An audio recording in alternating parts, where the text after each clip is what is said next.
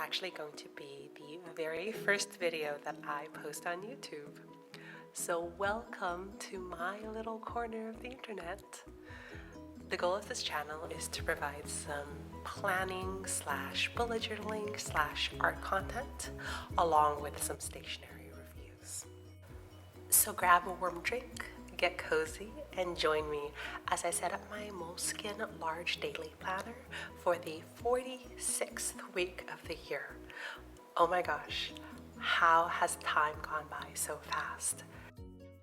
I have been using this large daily moleskine planner for a very long time. I think for the past 7 years or so. I do need to adapt the formatting of the planner to incorporate some spreads that I have found I need. My setups are usually very simple. For this particular setup, I am using 4 different pens and a gold watercolor paint. All of the supplies will be linked in the description below. The first pen is a gray marker with a slight blue tinge. The specific brand is ohuhu. I think I'm pronouncing that right. And this is the number 23. The second marker is a muted dark blue marker, and this is the ohuhu number 19. The third marker is a dark turquoise paint marker from Artistro. It doesn't have a number, but is essentially a muted dark turquoise. The final pen is a 0.5 fine liner from Sakura Micron. The gold watercolor is a coliro watercolor from fintech. These are very lovely metallic and opaque watercolors. For this particular setup, I'm going to be using this very pale gold shade here.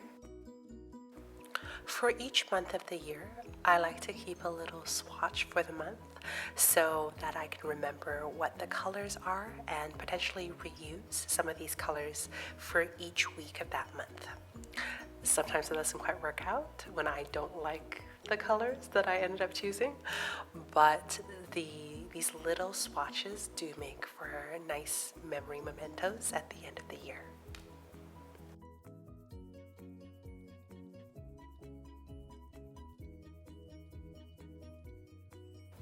Turning now to week 46, you can see that I have already marked out the plan of attack for the rolling weekly and the modifications to each daily page in pencil.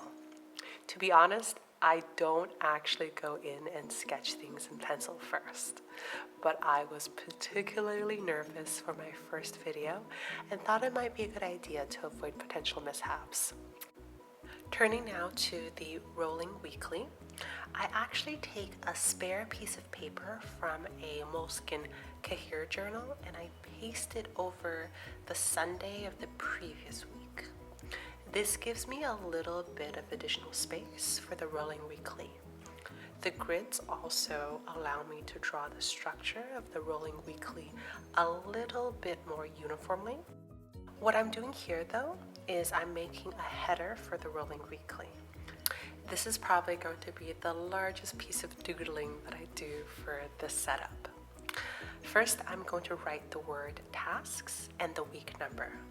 In this case, the lettering style I'm choosing is one of those classic bullet journaling lettering styles where I write the numbers in block format using the marker first. In this case, it is the number 19 marker.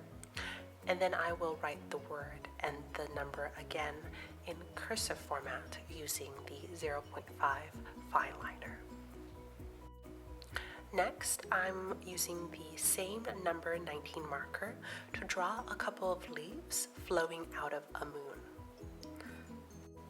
After that, I'm using the 0.5 fine liner to write out the days of the week: Monday, Tuesday, Wednesday, Thursday, Friday, Saturday, and Sunday for the rolling weekly, followed by a dividing line. Next, I'm using the same number 19 marker to color in columns of the rolling weekly for alternating days of the week. In this particular case, I chose Tuesday, Thursday, and Saturday. This helps me discern which tasks are associated with which days of the week a little bit more easily during the week. Next, I'm using the number 23 marker to color in some additional leaves, and then I'm using the artistro paint pen to fill in the moon and also some more additional leaves. This slight variation in color gives the little doodle a little bit more depth, I feel.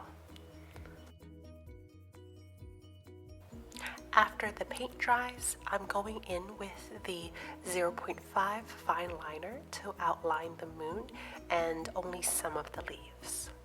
Finally, I'm going to go in with the light gold watercolor to add some gold accents.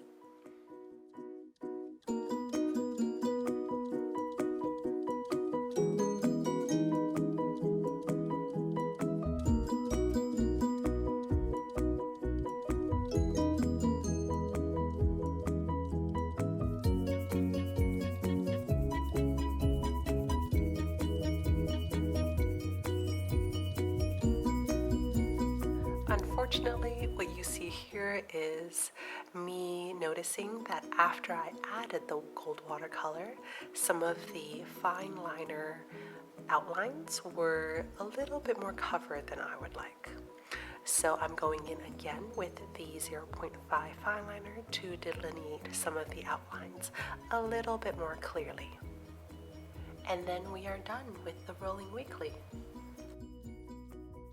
Next, we are going to move on to adapting the daily pages of the moleskine planner for my preferred schedule. The pre-printed time ladder for each page is from 8 a.m. to 8 p.m. I am a bit of an early starter, and I usually wake up at around 5:30, 6 a.m. and am at work by 7 a.m.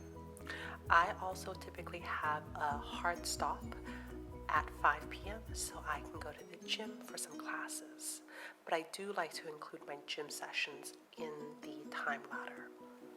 Because of these differences, I typically need to cover up the pre-printed time ladder so I can write different times over them. For this particular week, I've decided to cover up the pre-printed time ladder with little circles using a stencil and the artistro paint pen. After the paint has dried, I'm going in with the 0.5 fine liner to add my time ladder from 7 a.m. to 6 p.m. After that part's done, I move on to creating a little section at the bottom of the page for my most important tasks. With my current system, I like to leave space for at most 4 tasks every day.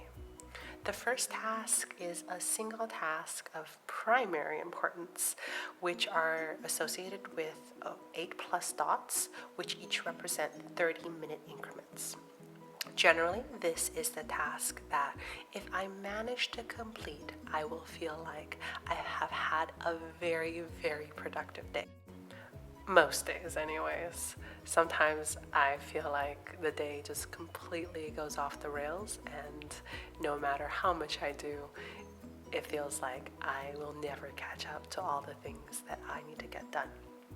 Anyways, after every 30-minute increment spent on this particular task, I will cross off one of the dots. I then leave space for 2 tasks of secondary importance, each associated with 5 plus dots, which also represent 30-minute increments. I typically need to complete these tasks due to their urgency, but they are not super important in the grander scheme of what I want to accomplish in the day. Similar to the primary task, after every 30-minute increment spent on each task, I will cross off one of the dots. Finally, I have one task of tertiary importance, which is associated with 4 plus dots that also represent 30-minute increments. This is the task that I will perform if I have enough time. What you see me doing here is drawing in the various dots representing the 30-minute increments for each of the primary, secondary, and tertiary tasks. I'm drawing them in on the last 4 lines of the daily page on the right side. This leaves the left side open for what the task will actually be once I get there. I also like to color in the dots for the primary task in gold so that I feel especially accomplished when I'm able to cross them out. Sometimes you just have to do the little things that make you happy. I then go and repeat, adapting the time ladder and creating the task area for each workday.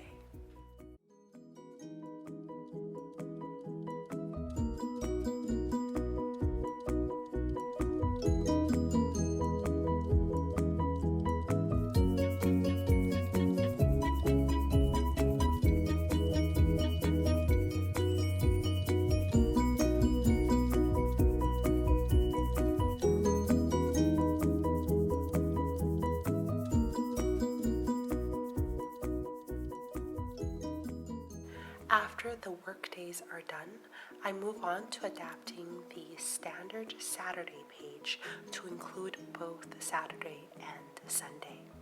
This is because I used up the actual Sunday page for my rolling weekly.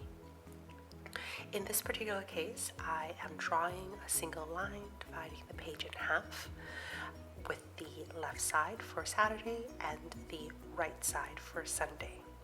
I then generate a time ladder for each day from 7 a.m. to 8 p.m. I then add a little header for Sunday and highlight both Saturday and Sunday using the number 23 marker. Finally, I go back in with the artistro paint pen for some very minor little doodles to brighten up the page.